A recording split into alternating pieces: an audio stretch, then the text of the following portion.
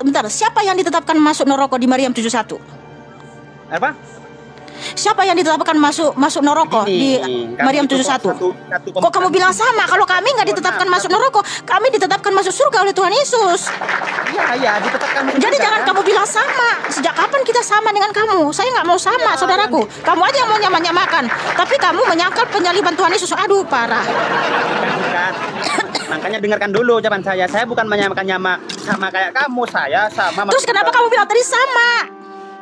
Di Islam juga ada tingkatan juga masuk surga. Orang yang ahli ibadah, orang yang pendosa, orang yang masih pendosa harus dimasukkan neraka, dibersihkan dulu. Terus kalau orang Islam ibadahnya sekian masuk surga ini, terus kalau orang sekian, orang ibadahnya sekian. Di mana tertulis seperti itu dalam Al-Quran? Ada, bentar. Saya jangan cari dulu. Ya, nanti nyusul. Kamu jangan membahas yang panjang lebar. Satu pertanyaan belum selesai kamu alihkan biar kamu nggak keteteran gitu.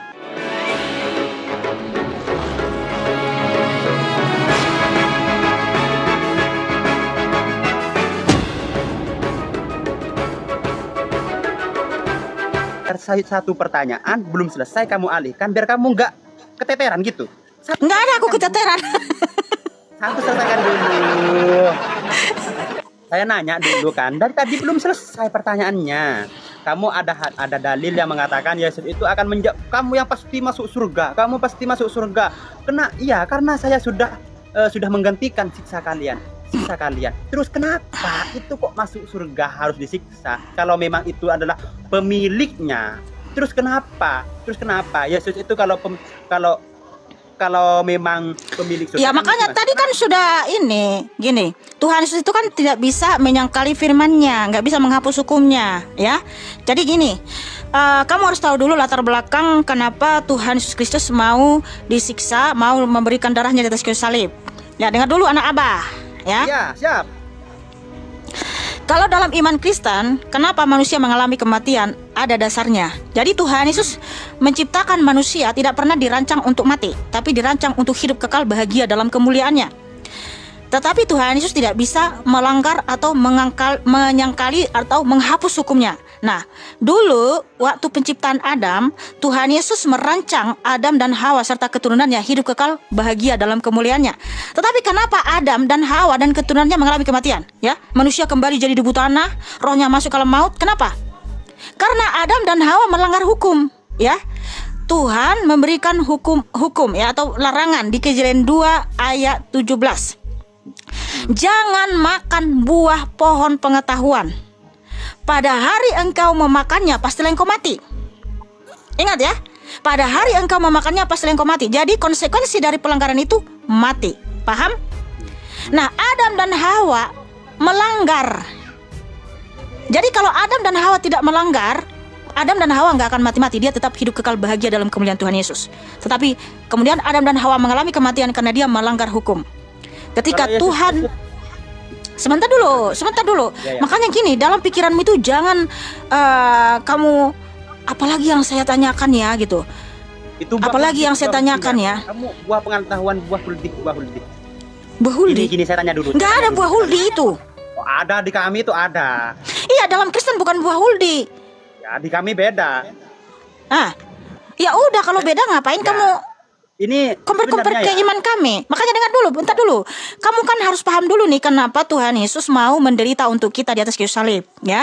Kenapa? Karena itu tadi Adam dan Hawa melanggar hukum di Kejadian 2 ayat 17. Jangan makan buah pohon pengetahuan, pada hari engkau memakannya pastilah engkau mati. Adam dan Hawa melanggar. Maka karena Tuhan itu adalah maha adil, ketika Adam dan Hawa melanggar hukum ini, maka hukum ini berlaku bagi Adam dan Hawa dan keturunannya, sehingga Adam dan Hawa dan keturunannya mati.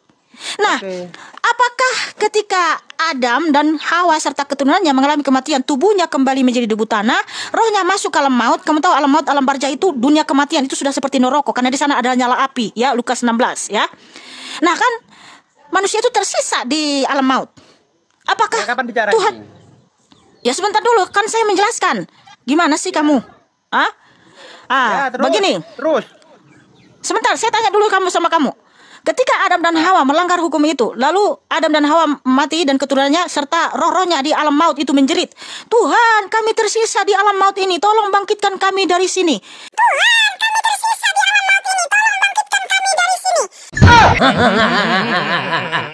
Ngeri. Bisa nggak Tuhan begitu saja membangkitkan orang manusia? Ya terus. Bisa nggak? Saya tanya dulu kan? Bisa. Berarti dia bisa. berarti dia telah melanggar hukumnya dong di Kejadian 2:17. Kan dia sudah berfirman. Bentar dulu, dia sudah berfirman. Jangan makan buah pohon pengetahuan. Pada hari engkau memakannya pastilah engkau mati. Nah, kemudian ketika manusia telah mati ketika melanggar, lalu tiba-tiba Tuhan membangkitkan. Berarti dia melanggar hukumnya dong, menghapus hukumnya di Kejadian 2:17. Paham kamu? Hukum di Indonesia aja bisa dihapus. Ya itu hukum di manusia. Aduh Tuhan. Ya jangan samakan Tuhan Yesus dengan manusia yang suka ingkar janji. Makanya manusia itu ya, ada nyanyinya tuh. Kau yang berjanji, kau yang mengingkari. Siapa?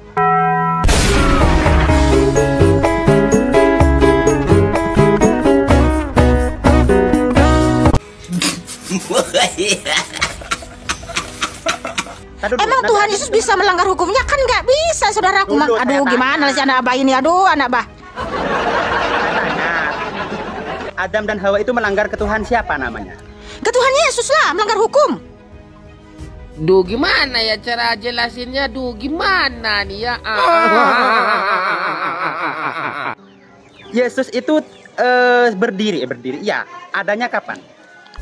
Oke, sesuai dengan firman Tuhan yang tertulis di Kolose 1 ayat 16 sampai 17. Saya bacakan dalilnya ya.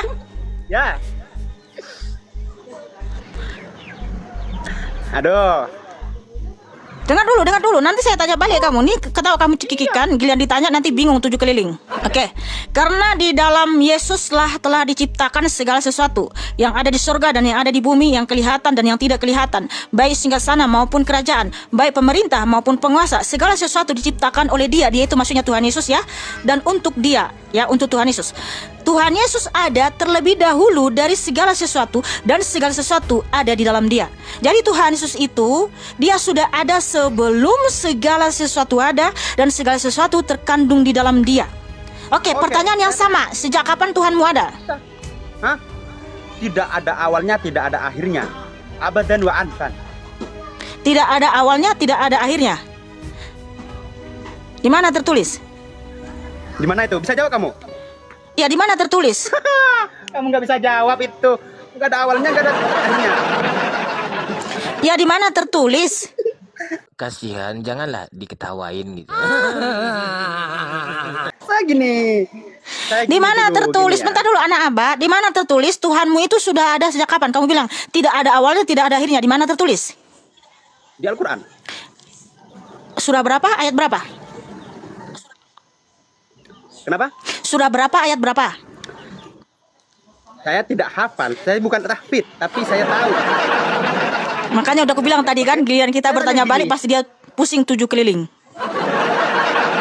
Enggak pusing saya buka pusing. Ya wes, kalau nggak pusing di mana tertulis Ya, udah. brother. Gini. Kalau saya pakai data dari dong. Gini, Kamu kan tanya sejak kapan Tuhan berdiri, atau sejak kapan dia ada? Saya bacakan kalau saya 1 ayat 16 sampai 17. Para penonton bisa menjelaskan dulu penonton. Saya bertanya ini dulu. Apakah di dunia itu ini Nggak bisa, bentar dulu, nggak bisa. Makanya udah aku bilang, kamu ini 7 keliling pusingnya. Aduh. Dalam Al-Ikhlas. Jawab dulu. Al-Ikhlas. Iya, bacakan. Al-Ikhlas. Bacakan. Al-Ikhlas. Iya, bacakan. Allahus samad, lam yalid wa lam yulad wa lam yakul lahu kufuwan ahad. Bahasa Indonesianya apa? Oh, bodoh. Gara-gara Mimi Peri, Dedemit dibully. Bah. Ini kan jadi menghina dia kan? Cakap kotor dia jadinya kan? Dalam bahasa Indonesianya apa? Katakanlah Muhammad. Qul huwallahu ahad. Katakanlah Muhammad. Huwallahu ahad. Allah itu satu. Terus Tuhan itu satu. Apa kok gini-gini kamu? Dengerin dulu. Kan kamu bilang tadi tidak ada awalnya, tidak ada akhirnya. Apakah itu sama dengan kamu ucapkan? Kan kamu tadi jawab tidak ada awalnya, tidak ada akhirnya. Kok berbeda dengan yang kamu dulu, saya baca ya. Saya kan bacakan itunya? Ya, saya bacakan nih, saya bacakan ya. Kan kamu tadi itu membacakan, bukan hafal kamu. Saya membacakan kan? Iya, nggak apa-apa. Saya bacakan dalil tadi bahwa Tuhan Yesus sudah ada sebelum segala sesuatu ada dan segala sesuatu terkandung dalam Dia. Nah, saya tanya tadi, sejak kapan Tuhanmu ada? Kamu bilang tidak ada awalnya, tidak ada akhirnya. Di mana terus seperti itu? Tidak ada awalnya, tidak ada akhirnya. Nah, ini ada dalilnya. Kamu pakai dalil sendiri, aku dalil sendiri. Ya wes, silakan. Qul huwallahu ahad. Ntar dulu loading. Al-Quranku loading. Katakanlah Muhammad, dialah Allah yang Maha Esa, Allahus Somad, Allah tempat meminta segala satu, lam yalid wa lam yulad. Allah tidak beranak dan tidak pula diperanakan. Yesus punya anak. Walam yakul lahu kufuwan, dan tidak ada sesuatu yang setara dengan dia. Ini kami mempunyai mafhum yang di kami itu tidak bisa mengambil secara mentah pemahaman Al-Quran karena bisa salah paham. Makanya ada lubul usul dan nafahat dan sebagainya, jahul maknun untuk memahami, lubul usul untuk menjelaskan turunnya Al-Quran, dan seperti hadis yang akan mengklarifikasikan semuanya.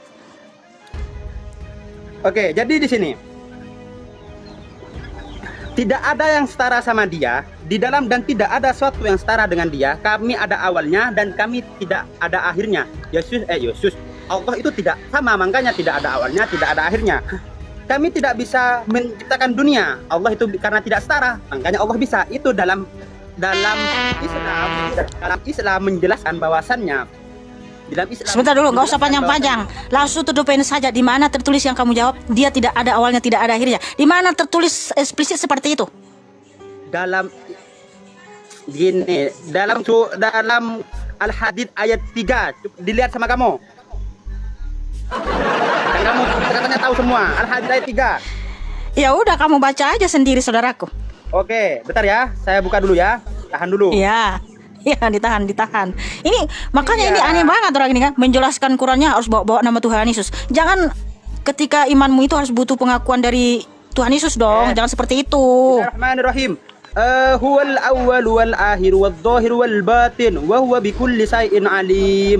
Dialah yang awal, yang akhir, yang zahir dan yang batin, dan dia maha mengetahui segala sesuatu. Clear dalil saya. Tadi kamu bilang apa? Dia tidak ada awalnya, tidak ada akhirnya. Nah, sementara kan berbeda. Dia yang awal dan akhir. Nah, sementara kamu bilang dia tidak ada awalnya, tidak ada akhirnya. Lo kok nggak sesuai? Bentar. Cuman ya bang ini, aduh. Saya terlalu lancar membaca. Dia yang tidak, dia. Bentar dulu. Ya. Harus sesuai dengan yang kamu ucapkan. Dia tidak ada awalnya, tidak ada akhirnya. Ya. Aku yang ngelak apa dia, saudaraku? Awwalul akhir wal Ya. Dia yang tidak ada awalnya dan yang akhir dan yang zahir dan batin, dan dia maha pengawas. Saya salah baca tadi. Clear kan? Di situ ada tertulis dia tidak ada awalnya, tidak ada akhirnya. Tertulis seperti itu. Di mana tertulis seperti itu? Dia tidak ada awalnya, tidak ada akhirnya. Saya juga, kalau kamu tidak percaya, saya juga tidak percaya dalil kamu dari depan sampai akhir. Aduh Tuhan. Nih saya tunjukkan Kita kan saling percaya. Nggak bisa. Kamu harus tunjukkan dalilnya yang benar ya. Kalau ini saya tunjukkan nih dalilnya ya, sesuai dengan ini. Nih saya tunjukkan dulu saudaraku ya. Saya tidak nambah-nambah. Kalau saya sesuai dengan ayat Alkitab ya. Nih, ia ada terlebih dahulu dari segala sesuatu, dan segala sesuatu ada dalam dia. Begini. Nah, kalau kamu tanya sejak kapan Tuhan itu berdiri? Dia sudah ada terlebih dahulu dari segala sesuatu, dan segala sesuatu ada dalam dia. Saya juga punya teh. Dialah yang menciptakan langit, dialah yang menciptakan bumi. Itu juga ada kalau gitu teh. Begini teh. Begini, kalau kita adu dalil kan, dalil kita kan beda-beda kan. Makanya tidak ada yang menang kalau adu dalil teh. Makanya kita jangan bahas dalil dulu. Sekarang kalau dalil teh, saya juga punya dalil, teh juga punya dalil kan. Ya kan? Iya kan saya tanya. Saya jangan panjang lebar dulu. Mengatakan gini teh, kalau saya mengatakan dalil kamu itu salah, kamu juga mengatakan dalil saya juga salah. Begitu, saya nggak bilang dalilmu salah, jangan framing. Saya nggak bilang dalilmu salah, jangan framing. Yang saya tanyakan itu, sejak kapan Tuhanmu ada? Kamu bilang dia tidak ada awalnya, tidak ada akhirnya. Di mana tertulis seperti itu? Yang kamu bilang tidak ada awalnya, tidak ada akhirnya. Ya, kalau Tuhan teteh ada awalnya, kapan awalnya? Loh, Tuhan Yesus itu dia sudah ada. Dia sudah ada sebelum segala sesuatu ada. Dan segala sesuatu terkandung dalam dia. Tanggal berapa? Ya nggak ada tahun dan tanggal. Aduh Tuhan Yesus. Ya sudahlah. Kita ganti dulu sama yang lain. Orang netizen juga sudah minta ganti, saudaraku. Udahlah, nggak apa-apa lah ya. Terima kasih. Kok bentar dulu, apa lagi? Kalah. Minyi kamu kalau saya turun kan minyi berarti kamu. Kok kalah? Jangan turun dulu. Teteh kalau kalah pas saya diusir. Minyi takutan. Duh, jangan turun dulu. Pertanyaan. Ya udah, sekarang gini. Begini, tunjukkan dalilnya secara eksplisit yang kamu bilang bahwa Tuhanmu itu sudah ada. Ya, maksudnya Tuhanmu itu tidak ada awalnya, tidak ada akhirnya. Di mana tertulis secara eksplisit seperti itu? Teteh tidak harus tahu dalil saya. Saya tidak butuh tahu dalil teteh karena saya meyakini dalil teteh itu salah. Ya sudahlah. Sekarang jangan bicara dalil teh. Saya jangan bicara dalil sekarang. Pertanyaan Ya saya, harus pakai dalil lah, itu namanya diskusi ilmiah saudaraku. Diskusi ilmiah itu pakai data dan dalil. Ya, Kalau tidak pakai kita data beda dan agama. dalil jatuhnya asumsi. Kata kita beda agama, dalil kita tidak sama. Sebegini teh, gini teh. Pertanyaan saya dari depan belum menjawab semua sama teteh. Udahlah, cukup dulu, kita ganti dulu sama yang lain. Terima kasih. Tuhan Yesus memberkatimu. Teteh menyi. Teteh menyi. Menyi apa? Teteh menyi. Teteh menyi. Menyi apa? Teteh menyi. Teteh menyi. Menyi apa?